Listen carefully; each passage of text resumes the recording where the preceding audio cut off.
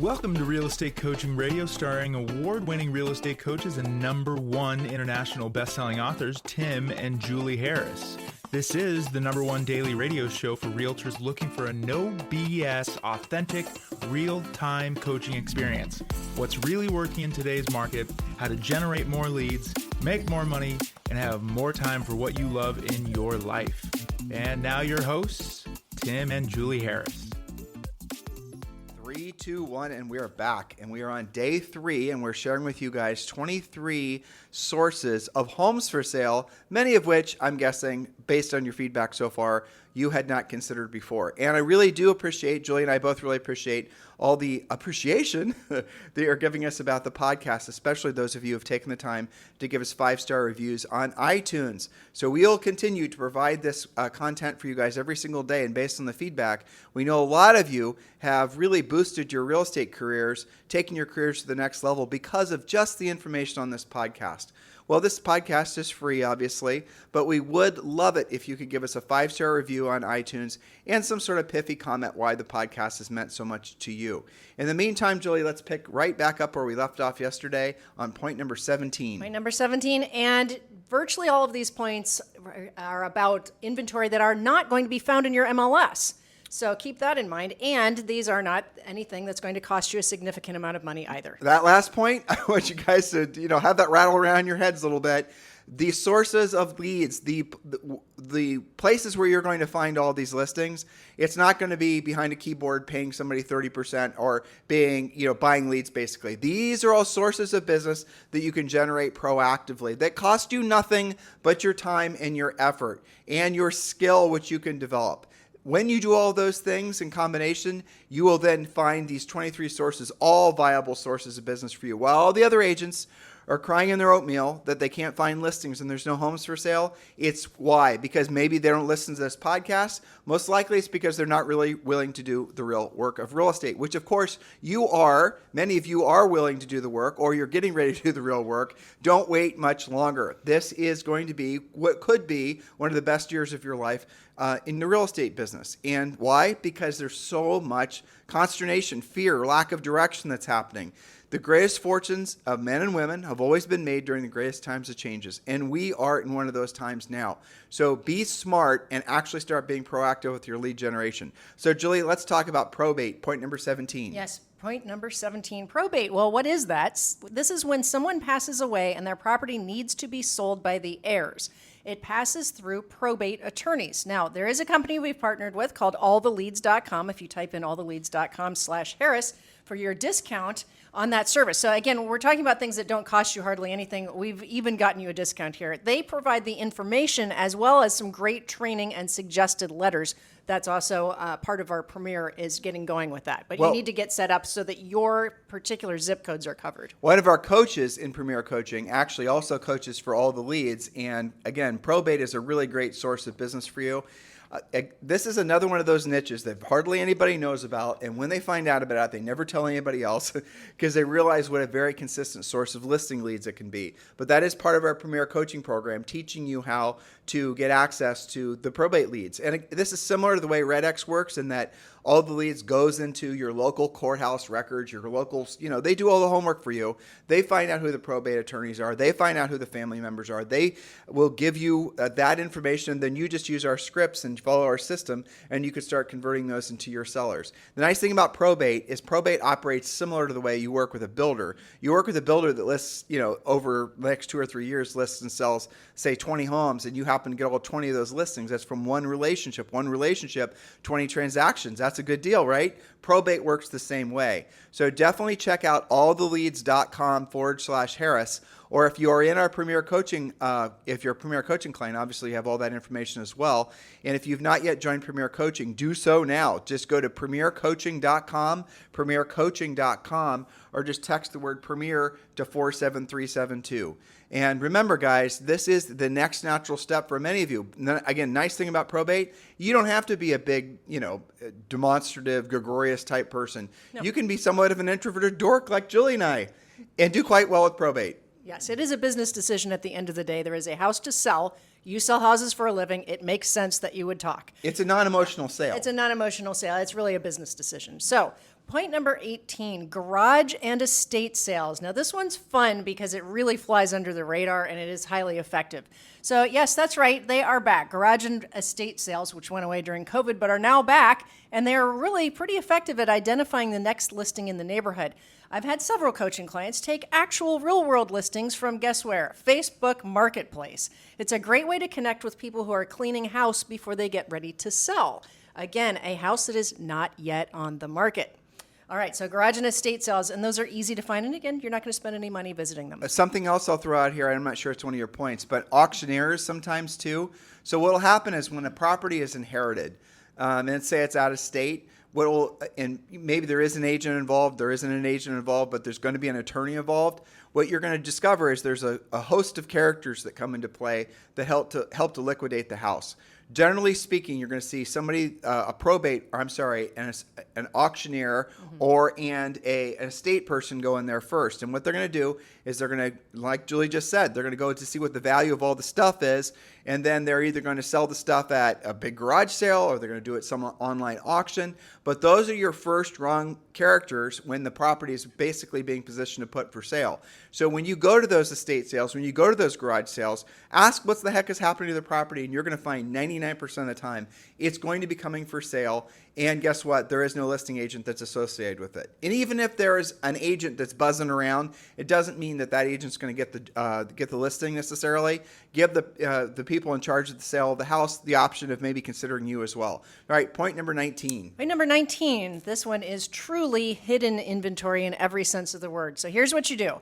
You scan Zillow for listings in the areas your buyers are looking for, or perhaps where you'd like to have listings, listed by brokers or agents. So this is particular to buyers. So look in Zillow for listings that are listed by brokers or agents who do not actually belong to your MLS. That means you won't see their listing in your MLS, but you will see them on Zillow. Other agents won't see them either. This is a fantastic strategy when you're working with a buyer who keeps on getting outbid.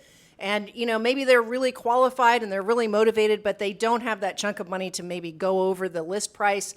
Maybe they're not that competitive, but they're a strong borrower in a certain price range. Find them something they're not going to compete for. All right, there's a lot of intricacy to Julie's last point, and I want you to really drill down so you guys don't get stung by this. So if you are showing a property, I actually told this story 2 weeks ago. If you're showing a property and the buyer loves it and you write an offer on the property and then the house goes into contract. Let's say you called off the sign. Never heard of this brokerage before. It doesn't matter. The house is for sale in your market. That's a perfect house for the buyer. Buyer goes in contract. Everything is signed. Listen to what I am telling you.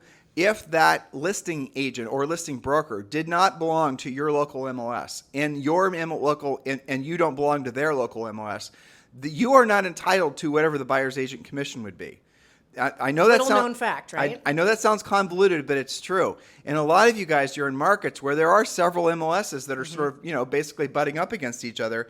That's the reason it's important that when you're choosing a broker, you choose a broker that belongs to pretty much every single board of realtors that you might actually sell a house in. And, frankly, eXp Realty, that's one of the advantages you have with eXp, because you might find a buyer that wants to buy a vacation house that's an hour away on some lake that you don't belong to the MLS. Well, eXp Realty does. And if you happen to, be an eXp Realty agent, you can go up there and not worry about, well, we better join the board first so we don't get, weaseled out of the commission. We better make sure, we are paying all the dues to yet another board. That's part of being part of eXp Realty. They've already done all the heavy lifting for you. So brokers, existing agents, obviously teams, small teams, large teams, you need to seriously consider eXp. Julie and I have, that's just one of the many reasons why, by the way. Julie and I have made it very easy for you to learn more about eXp Realty. Many of you are in the process of choosing to upgrade your brokerage experience, or frankly, you're a team or you're a broker and you're looking to deleverage out of your brokerage. You're looking for, frankly, a return to, I think, a more of a sane business model where you actually have more viable avenues of income and revenue and, frankly, profit. Well, eXp Realty is the next natural step for all of you. And again, we've made it very easy for you to learn about eXp Realty. Text the letters EXP to 47372.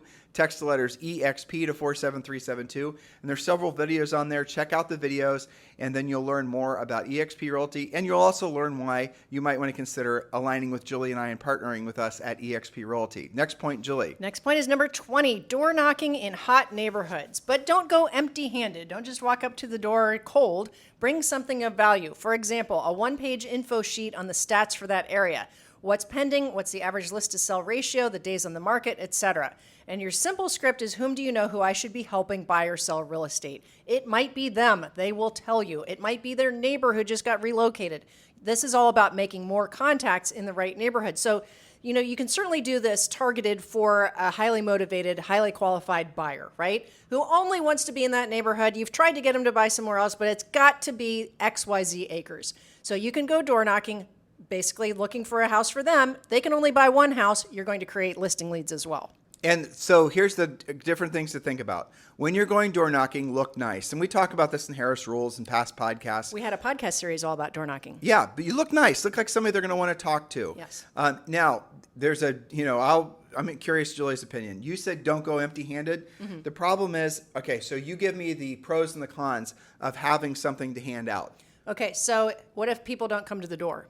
Okay. But they're still interested in the market stats. Maybe they're real estate curious. You're going to leave something behind. If you didn't, they don't know that you were there. Okay, so here's the con with that, all right? If you go knock on the door and you give them something, they're not looking at you, they're looking at what you gave them. Sure. So you're not connecting to them. If they open the door, you talk to them first. Right. And then you have that as your backup if they're interested. Exactly. So frankly, maybe another way to consider it is just have one page with the market information and ask them if they want a more detailed CMA, Yes. opposed to just giving them an MLS printout. Ask them if you could email it to them. Say, listen, this is the information about the homes, that the activity in your marketplace and all the, drilled down information that you're interested in.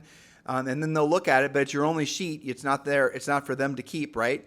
And then you ask them if they'd like you to send them a more detailed, again, drill down on what their home's value is in this marketplace. Most of them will say yes. And then you are what? You're continuing the relationship. You're getting their contact information. Yes. And I'll tell you the other weak spot of frankly having too many things to hand out is a lot of agents, and this as well as I, they're not going to actually do anything other than flyer doors. They're not going to They're not going to actually knock. They're just going to plaster the world with their passive sort of effort. Right. And then they're going to claim that they actually made contacts. And then say that door knocking doesn't work. Right. So this is the reason that door knocking in very expensive areas can get a shockingly good result. True. Go door knock with a partner and have a goal of splitting a neighborhood and then making a goal of, say, for example, having 10 direct conversations with decision-making adults as you go through the neighborhood. Have maybe a buyer in mind. Actually, that's another interesting idea. You can actually have most of you have a list of buyers that you're working with. So if you do want to give the prospective seller some information, maybe a list of 3 or 4 buyers that you have that are looking for homes in the area, where you give a kind of a brief bio of each of the buyers, like family of 5, relocating from Dallas, looking for something like this and like this, like the other thing. And then when you're, door knocking, say, these are the buyers I'm looking for. Don't give names or phone numbers. And they'll look at it and then you'll say, well, if like Julie said, are you thinking about buying or selling, or do you know of anyone that I should be helping sell their home in this market? Because I have a lot of great buyers right now. You'll be really, really shocked how frequently they're going to tell you that a few months ago they were at a party and so 3 doors down were planning on putting their house for sale because they're moving to wherever, right? You will get those types of leads if you're out there actually doing the work. Yes, and a little spin-off of this for listing agents who have had multiple offers, especially if you had the multiple offers yourself. You had 1, 2, 3 people, maybe an open house did really well. So that's called the good news, bad news door knock flyer. The good news is I sold your neighbor's house in 22 seconds with 5 offers. The bad news is there's 4 other people who are looking right here in this neighborhood who are ready to purchase the next home that's for sale. And the really bad news is they're all lurking behind your hedgerow right there, waiting for you to say yes so they can pounce. Exactly. So there's a lot of spins to the door knocking, and we did do a full week of podcasts just about door knocking to help you with that. Julie, it is funny that door knocking actually works better in more expensive areas. I know, because people don't do it. You have no competition. And, it's better for the agent, too, because people can move up, move down. Maybe they have multiple properties. It's all good. So, point number 21, expand and upgrade your own center of influence and talk about real estate all the time. Don't be a secret agent. So join new clubs, organizations, gyms, or other groups so that you get to know more people and enjoy more organic referrals. Orange Theory, kids, sports groups, your homeowners association, arts organizations, all of these can upgrade and expand your center of influence. Now, these are lower on the list because they take longer. Like door knocking takes more contacts than some of the other things that were higher on the list. Same thing with the intentional expansion of your center of influence. That does require that you actually talk about real estate. Just going and working out in the morning will not by itself get you more real estate leads. Do you personally, have you ever coached anybody that was on an HOA that actually got a decent amount of business from their HOA? I think a couple times in the past. Yeah, I don't think... But not as president, because like president and treasurer always get all of the conflict. Right. Yeah, and I recommend, that's a really good question, because if you're going to be on your homeowners association, especially with intention of getting some real estate action from it, your best job is to be, they're usually called liaison or community liaison, where it's your job to connect the community members with the HOA. You're not a decision maker per se. You're not going to get yourself into conflict with who wants to put a pool in and who wants to change their landscaping. You don't want anything to do with that. And the president's job is a real job, okay? So you want to be a liaison or a community coordinator. I don't usually recommend going much up from there. Because you're right. It can be a black hole of non-work. And not to mention the fact it'll work against you. It can. So, watch how you handle that. But it can be good. HOAs seem to bring out the worst people being their worst selves. That can be true. I would have to, when I'm thinking about this, the ones that I've seen have the best success have been more like condo buildings or towers where there's some investors and they get to know the investors and a unit comes up that's maybe a little beat up and they can take it to the investor and have a quick sale. You bring up an interesting point. I don't remember what neighborhood it was. I seem to remember Palm Desert. You and I had a bunch of coaching clients in this particular area. And in this particular community, you had to let the HOA know you were going to be putting your house for sale. Mm-hmm. Maybe it was getting like a for sale sign permit or something. Some kind of approval. And you had to do this like 90 days in advance. Yeah. And that was the only coaching client I ever knew that actually was able to get business from having any association with an HOA. Is because they had advance notice. It was required. Exactly. Yeah. So, not all HOAs are created equal, but that can be something that could be interesting. Is that my number one on how to expand your center of influence? Certainly not. I always put it in 3 categories. Stuff you like to do anyway, because you're more likely to do it, right? Like maybe go to Orange Theory or a photography club, something you like to do. Then networking for the sake of networking, which would be like BNI, Chamber of Commerce, things like that. And then third, charitable organizations. Here's the coaching part of it versus the training part of it, right? So if you're going to be going to these things, doing what you're doing, being you, doing you, with the intent of basically generating real estate leads, where most of you are going to fail is that you're not going to have real estate conversations. You're going to be secret agents. You're not going to be willing to talk for all kinds of dumb reasons, but in your head that you've created, like, oh, I don't want people to think I'm going to Orange Theory just to get listing leads or whatever, right? That's how a lot of you guys are going to screw up your potential. But here's the reality of it. There are very organic, natural, normal ways to have real estate be integrated into every conversation you always have without being, overly, without being weird or too aggressive or any of these other words that you think that you might be perceived as. It's because everybody is a real estate enthusiast. If you own, you want more, or you want to sell, or you want to buy. Mm-hmm. If you're renting, you want to buy. Everybody talks about real estate all the time in all price ranges. It used to not be that way, but it is now.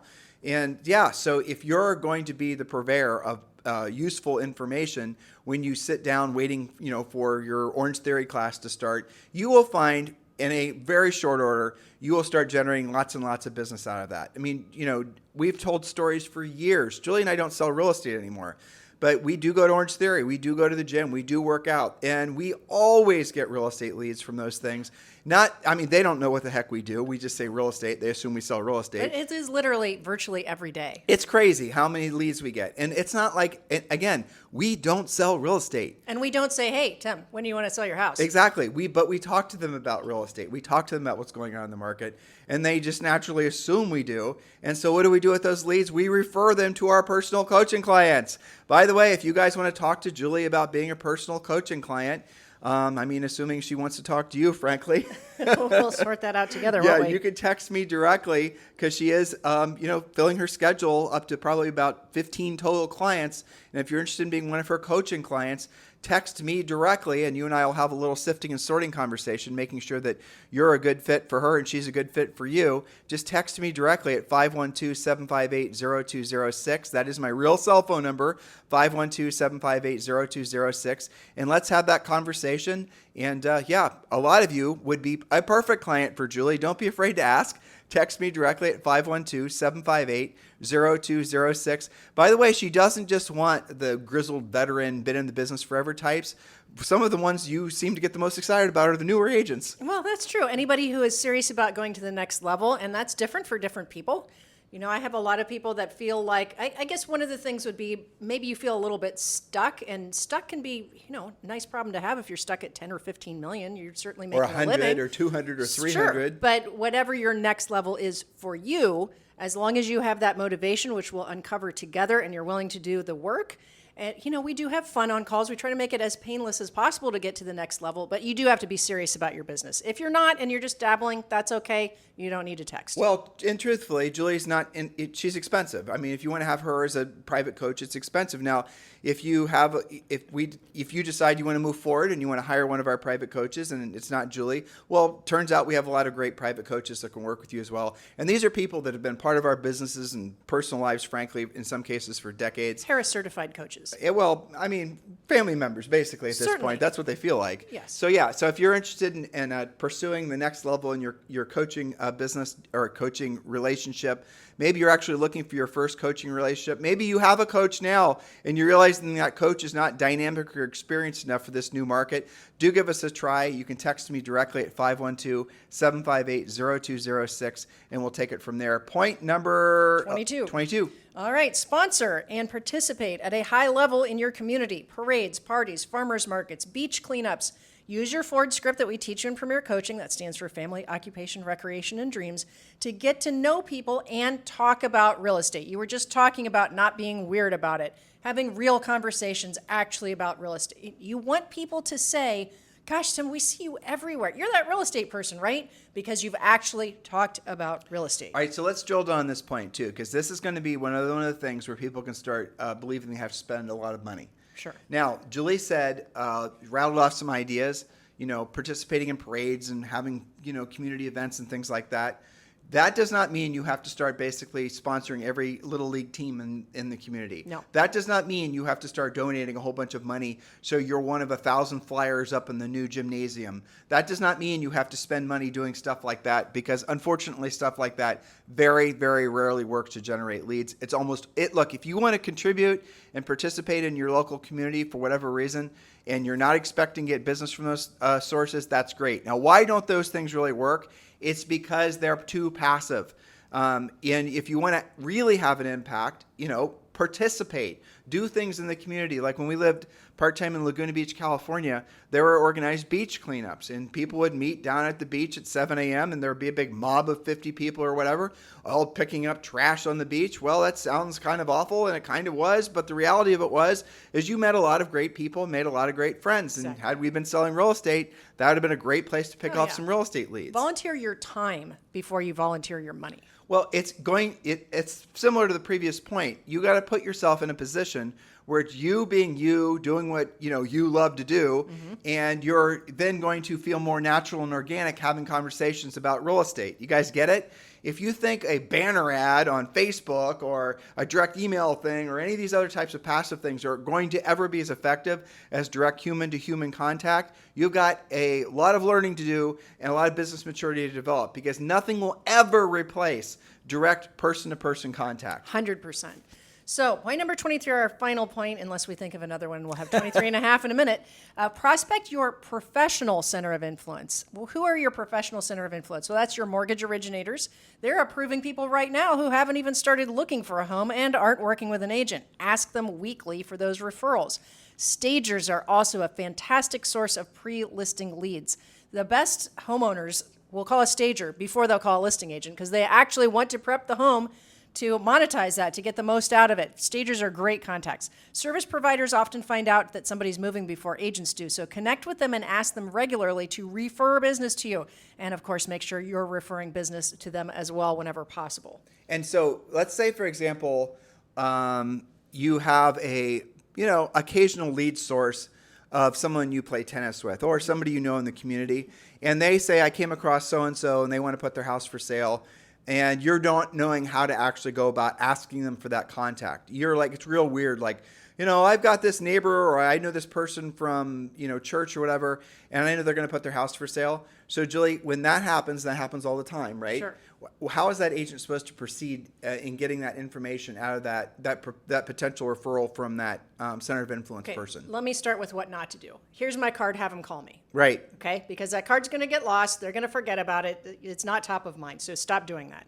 You can, of course, give them your card and thank them for their business and say, gosh, I love working with your friends and family. I so appreciate the referral. But this is Do you mind sharing their contact information? Because I'll contact them this afternoon. Is it okay to use your name? That's exactly it. You have to be direct in asking for the referral. If you're not direct, what do they actually think about you? You're too busy. They're too busy. You're not that interested. You're maybe arrogant. They're going to have all these preconceived notions about you.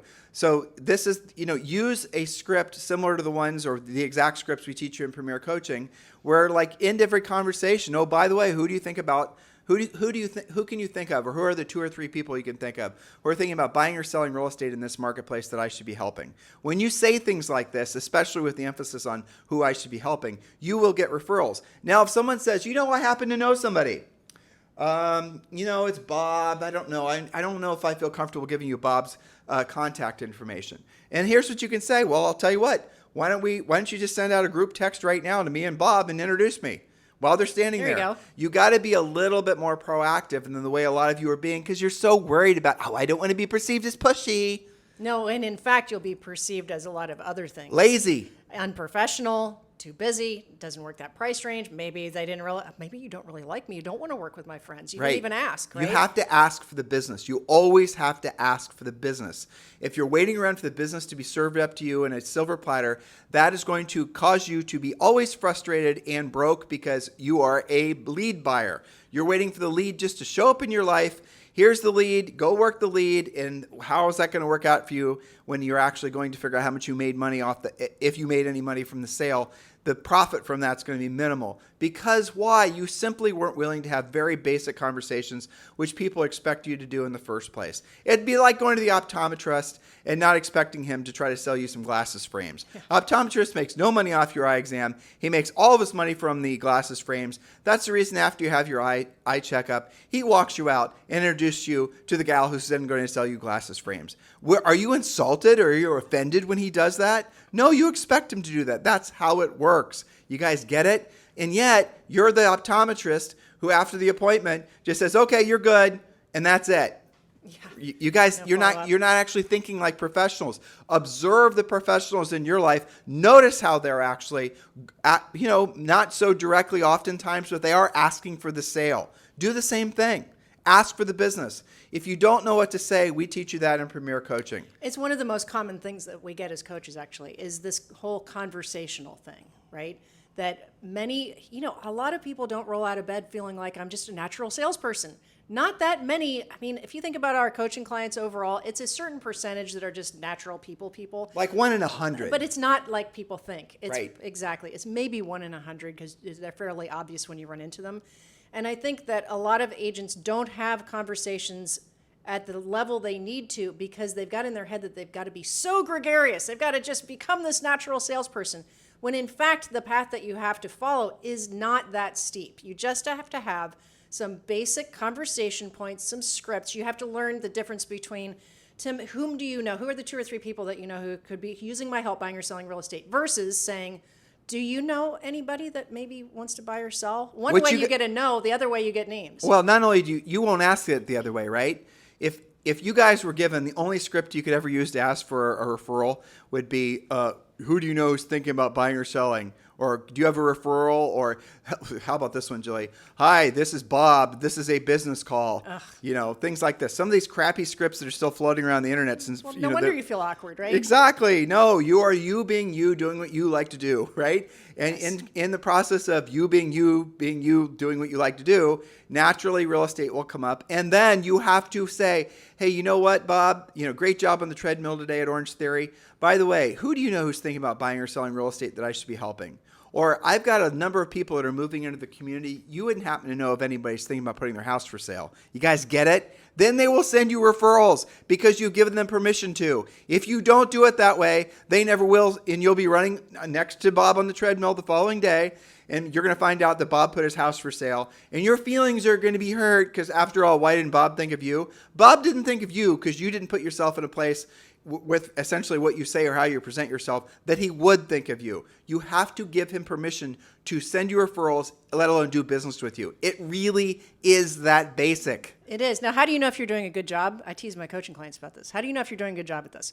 Hand me your smartphone. I'll get into your contacts, and I'm going to start calling them and asking them, what does Tim do for a living? Exactly. And if they're like, gosh, you know what? Come to think of it, I don't really know. That's then right. You're doing a poor job with your conversations. Yeah, exactly. And look, texting is awesome. I use it all day, but nothing is like an actual phone call. Nothing will ever be more powerful. Like, if you have a choice, obviously person to person, but second tier is definitely voice to voice. I suppose somewhere in the middle is going to be a video call, something like that. But direct conversation is always going to win the day. So hopefully you guys appreciated these 23 lead sources for 2023. We'll update this probably mid-year for you as well. In the meantime, please do give us a 5-star review on iTunes. This is the #1 listened to daily podcast and downloaded podcast for real estate professionals in at least the United States. We have millions and millions of downloads and listens over the years. So thank you sincerely for being so loyal to this podcast. We love the feedback and love the comments that you guys have given us, how we're essentially been, formidable in the creation of your real estate business, whether it's a new agent or whether you guys are veterans. We appreciate the opportunity to allow Julie and I to basically live our professional life's mission, which is being of service to all of you. Please reciprocate. We're asking you for a referral here, guys. Same script, right? We're telling you guys what we want, like you need to be telling your potential clients what you want, right? You got to be direct. Please give us a 5-star review on iTunes and a comment about why the podcast is so meaningful to all of you. And clearly it is, or there wouldn't be so many of you listening on a regular basis. In the meantime, you guys have a fantastic day. We'll talk with you on the show tomorrow.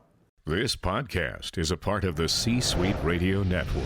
For more top business podcasts, visit c-suiteradio.com.